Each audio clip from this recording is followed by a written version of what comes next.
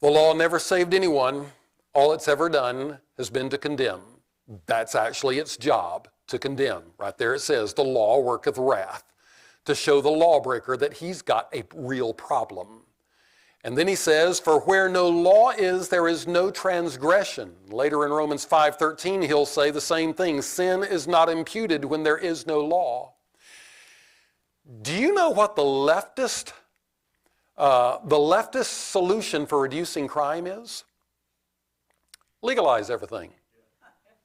I mean, legalize marijuana and presto, all the potheads are now not criminals. Legalize prostitution and voila, all the prostitutes are upstanding citizens.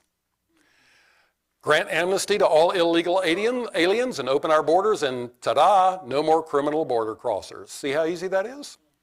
Decriminalize sodomy, make all bathrooms unisex, don't enforce porn laws, and hey, we can practically empty the prisons. Okay? The more things you decriminalize, the fewer criminals you have. Works every time. No jails in Sodom, right? So that's the solution. Where no law is, there is no transgression, the verse says. Okay, so is that what this verse is saying? Does it really mean that before Moses wrote, honor thy father and thy mother, it was okay for a kid to backtalk his parents? No, obviously not.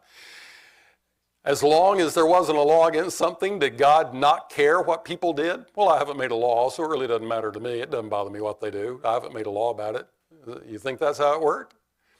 That's a good question. Let me show you a good answer. We just said that the same thing is repeated in Romans 5:13. Just turn a page to Romans 5:13 and look at that for a second. The verse says, for until the law, sin was in the world, but sin is not imputed when there is no law. He says that without a law to identify what the transgressions are, there's no sin imputed against people. But notice in the middle of the verse, he does say that sin was in the world. So did the absence of the law mean that there was an absence of sin?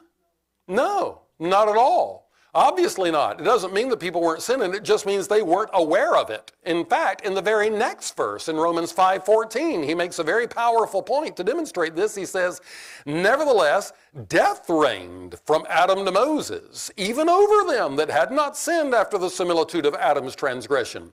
What's the wages of sin? Right, death. So as long as people are still dying, are they still sinning? Yeah, they are. So even if there's no transgression, even if there's no law to tell you how you're transgressing, you're going to die. And because you are transgressing, you're violating what God says. The only difference when there is no law is that people are doing it in ignorance. And telling people that the sins they're committing really aren't all that bad isn't doing the sinner any big favor.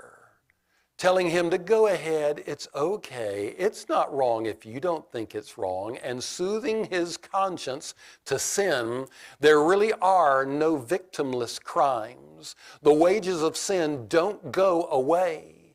Be sure your sin will find you out, Numbers 32:23.